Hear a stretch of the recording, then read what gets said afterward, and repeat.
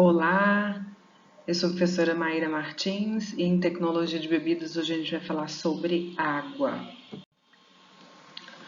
Bom, a preocupação com a água é mundial, né?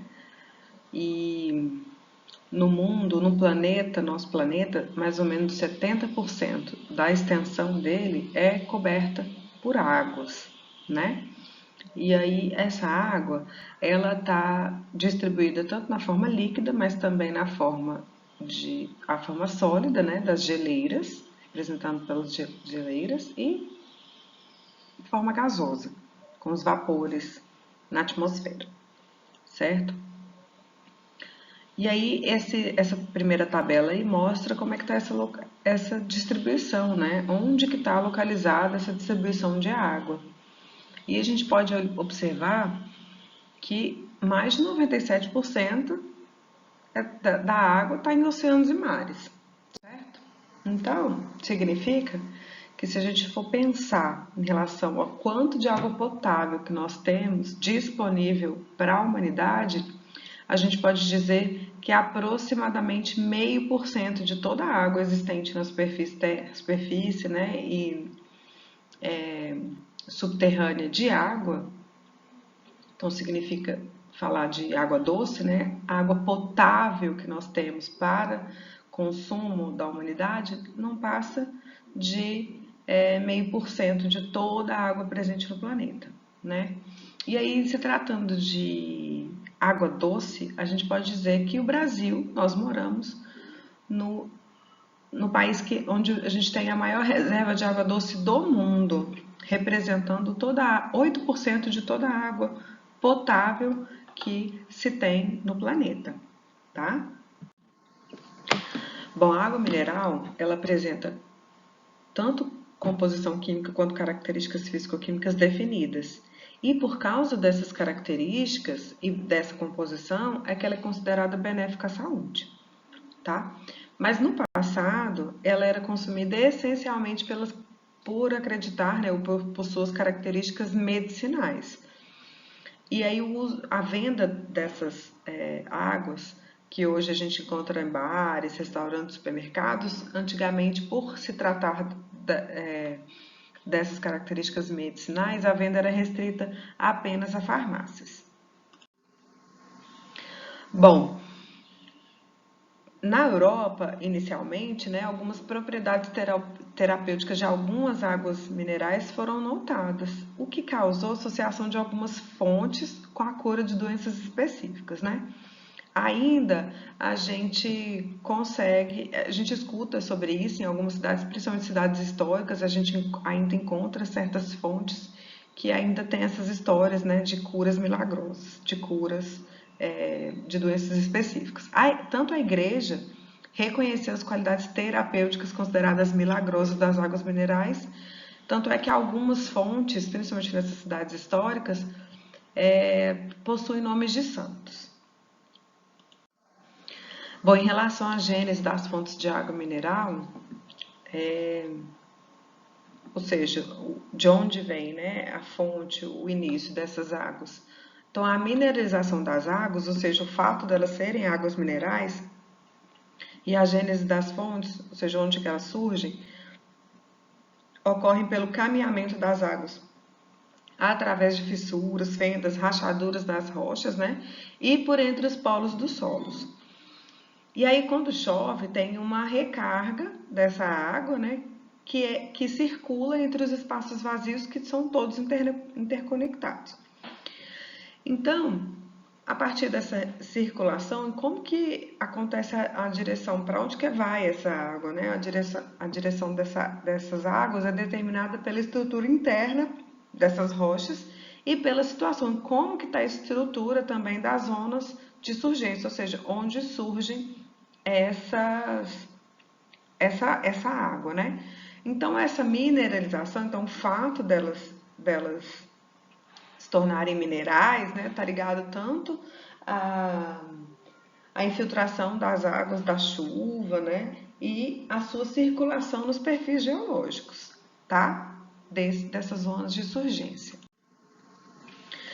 Daí, em relação ao mercado, a gente pode falar que a água, junto com refrigerante, café, sucos, isotônicos, chás, leites e bebidas à base de frutas, responde por cerca de metade do volume total de mercado, sendo que as águas engarrafadas estão entre as 3 bebidas mais consumidas mundialmente, tá? Aqui no Brasil, o setor de água engarrafada representa a quinta maior categoria de bebidas, perdendo, ficando atrás de refrigerante, leite, cervejas, café solúvel, mas à frente de sucos, tanto em pó quanto os sucos concentrados, e à frente também dos vinhos, tá?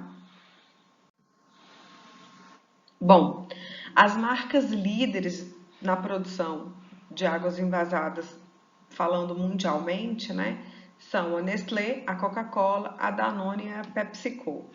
Sendo que a Nestlé e a Coca-Cola, gente, elas são responsáveis por cerca de 30% do mercado mundial de venda de água, tá?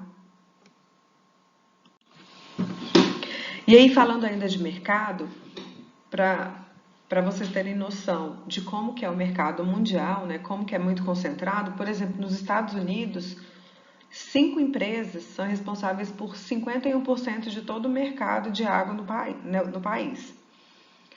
Na França, 4 empresas são responsáveis por todo o mercado. E isso é um comportamento comum em toda a Europa, tá? O único país que destoa um pouco disso é a Alemanha, que na Alemanha tem mais de 200 marcas, né, 200 empresas que fazem, é, que tem no mercado de água mineral, tá?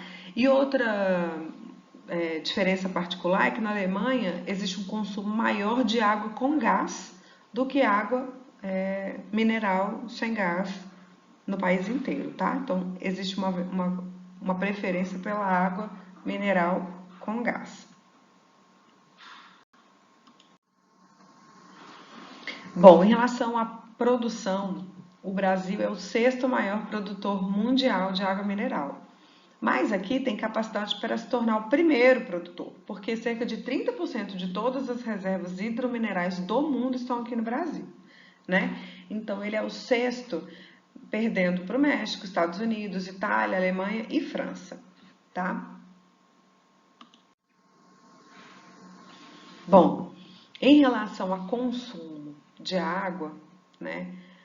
O Brasil, em 2005, o consumo per capita no Brasil atingiu 31 litros e meio por habitante por ano, sendo que São Paulo ultrapassa 75 litros de água por habitante por ano entre a população economicamente ativa, tá? Esse quadro aí do Brasil, ele tá essa referência de 2001, tá? Que tá 25 litros por habitante por ano. Mas em 2005 a gente sabe que já atingiu, mas esse consumo está crescendo. Uma coisa, uma observação importante para falar de São Paulo é que o estado de São Paulo ele tem mais ou menos cerca de 170, só São Paulo tem mais ou menos 170 fontes de água mineral em todo o estado, sendo que mais de 100 marcas de água mineral, só o estado de São Paulo. Então, o que acontece? É o maior produtor, né? São Paulo é o estado que maior produz água mineral, também é o que mais consome, mas é um indicativo que aqui no Brasil a tendência é seguir o padrão da Alemanha, né? De não ter marcas dominantes, né? Mas isso é só uma tendência, tá? Porque apesar de terem várias marcas sendo vendidas no varejo, né? Quando a gente pensa em atacado, as marcas dominantes, as grandes marcas, são responsáveis por 40% do mercado. Por quê? Porque essas grandes marcas atuam em restaurantes, né, em grandes hotéis, em grandes supermercados. Então, acaba que 40% de todo o consumo, né, de toda a venda de água em São Paulo são das grandes marcas, né, não das pequenas. Mas existe essa tendência porque tem muitas fontes e muitas marcas de água para serem comercializadas.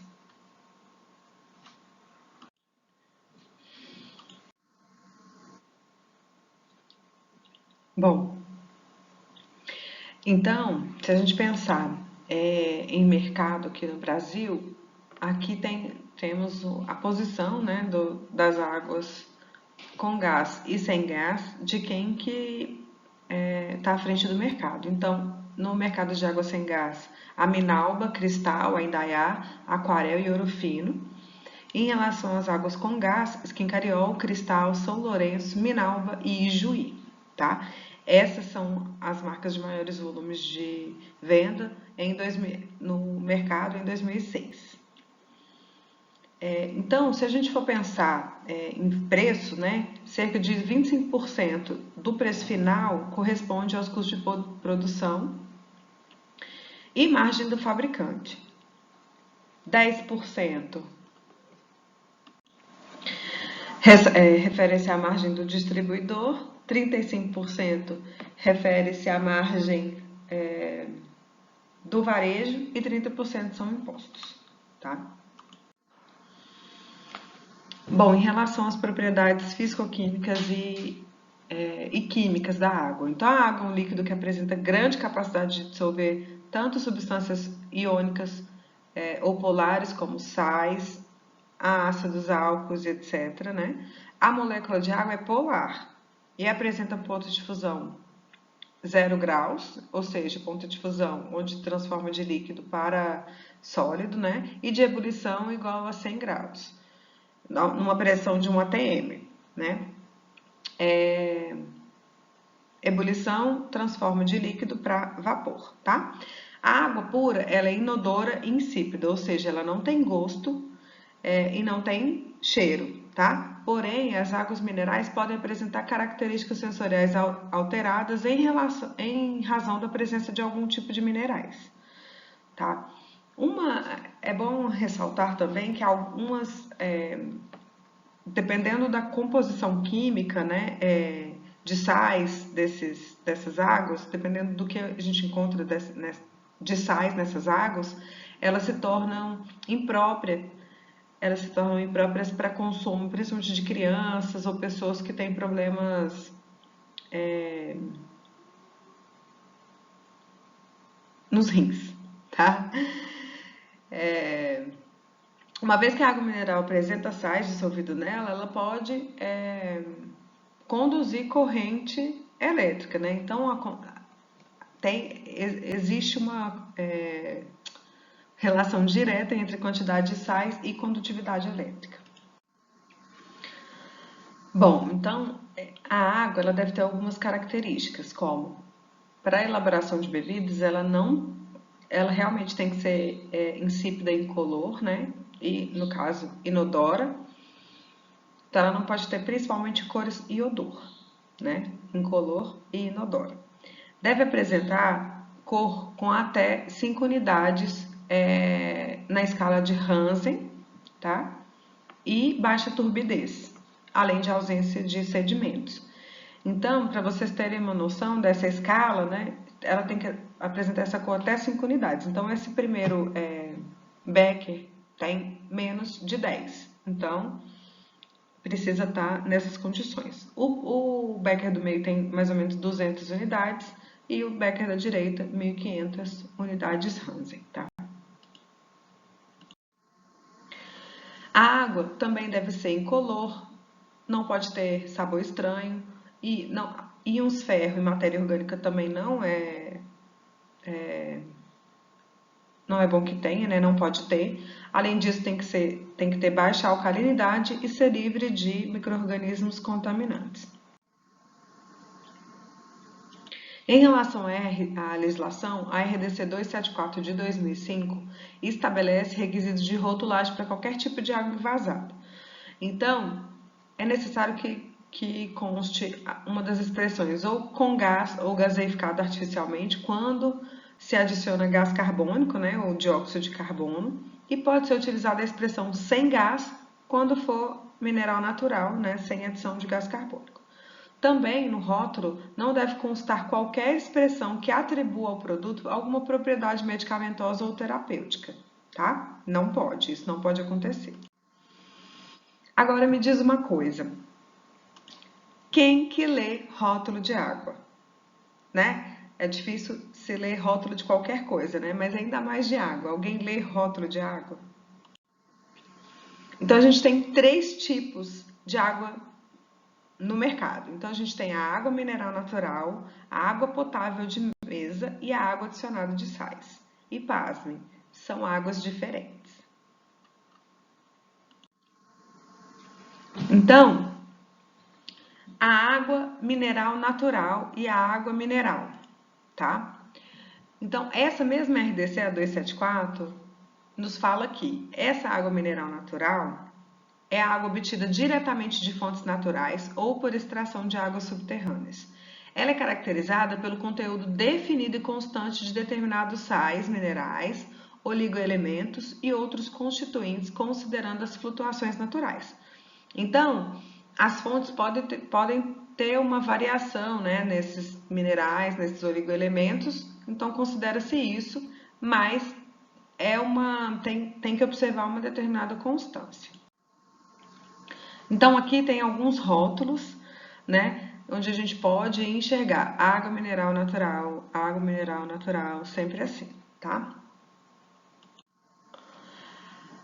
O segundo tipo é a água potável de mesa, que a legislação fala que são águas de composição normal provenientes de fontes naturais ou fontes artificialmente captadas que preencham tão somente as condições de potabilidade para a região, tá? Então, tem determinada região que tem índices de potabilidade que essas fontes devem seguir, né? Esse tipo de água deve seguir. Então, por exemplo, a Bela Vista é uma água potável de mesa, a In Natura também. Já o terceiro tipo é a água adicionada de sais, e a legislação fala que é água para consumo humano preparada e envasada, contendo um ou mais dos compostos previstos na tabela abaixo, que são cálcio, magnésio, potássio e sódio. Não deve conter açúcares, adoçantes, aromas ou outro ingrediente, tá? Então, ele tem nessa legislação já me diz qual é o máximo admitido desses componentes cálcio, magnésio, potássio e sódio que podem ser adicionados nessa água, ok? Então, por exemplo, aqui tem alguns exemplos desse tipo de água, tá? Então, quando a gente fala de benefícios da água, a gente pensa nos elementos que constituem essa água, né? Então, a gente vai falar um pouco deles. Então, por exemplo, o sódio que consta na água, ele age como regulador das funções dos músculos e dos nervos. Em excesso, o sódio pode causar risco de hipertensão. O magnésio, ele é conhecido por aumentar o vigor e ajudar a prevenir a hipertensão, tá? O potássio mantém o equilíbrio eletrolítico do sangue e libera certas enzimas e hormônios que podem ajudar a prevenir deficiências cardíacas ou diminuir o risco dessas deficiências cardíacas. O cálcio auxilia na prevenção da osteoporose e ajuda a baixar a pressão sanguínea. O cromo reduz o colesterol e regula as taxas de açúcar e insulina no sangue. Águas com adequada quantidade de bicarbonatos, elas podem ajudar a controlar o nível de acidez de sucos gástricos no estômago, enquanto os sulfatos estimulam o processo digestivo, tá? O manganês é catalisador de várias enzimas e fortalece o sistema reprodutivo. O zinco é cofator de diversas enzimas, né? Então ajuda também no processo curativo, contribui também para o funcionamento adequado do paladar, do olfato, do sistema imunológico.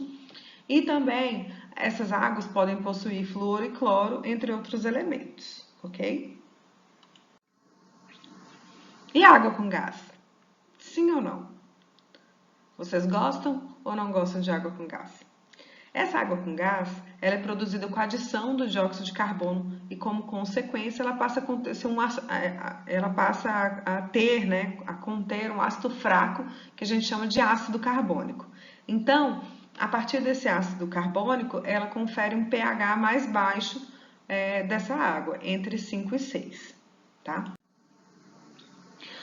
A presença do ácido carbônico, ela causa, primeiro, uma sensação de conforto gástrico, tá? Depois, ela causa uma pequena dilatação do estômago, causando sensação de saciedade precoce, o que para alguns pode ser positivo. Essa água com gás também tem boa quantidade de potássio, o que faz da água com gás ser um bom repositor de potássio, apenas de potássio, tá? Água com gás, ela é muito utilizada, né, em dietas, principalmente agora com essa moda de jejum intermitente. Eu vejo várias pessoas que fazem uso desse tipo de dieta passarem o dia inteiro tomando água com gás. Bom, eu sou completamente contra dietas muito restritivas, né, e o consumo exagerado de algum alimento específico, né? Mas muitas pessoas fazem uso da água com gás para as horas de jejum ser alguma coisa para se tomar, né? Para poder justamente por causa dessa sensação de conforto gástrico e de saciedade. Bom, então ninguém deve tomar água com gás como fonte exclusiva de hidratação, tá? Porque isso, por causa do excesso de potássio, vai causar um desequilíbrio hidroeletrolítico. Não existem recomendações quantitativas para o consumo, mas uma dose de meio litro parece ser benéfica, tá? Agora, a ingestão excessiva de água com gás, aí também, além de variar de pessoa para pessoa, não existe um estudo conclusivo do que acontece, né? Mas o que a gente precisa entender, né? E pensar bastante é que o consumo de água é extremamente importante, né? E preferível a ingestão como fonte de hidratação de água, né? Preferencialmente sem gás, do que outras bebidas, como refrigerantes, sucos, chás, né? A, a, a bebida mais hidratante que a gente tem é água. Então, como final de aula, eu deixo para vocês um convite e uma sugestão. Beba água.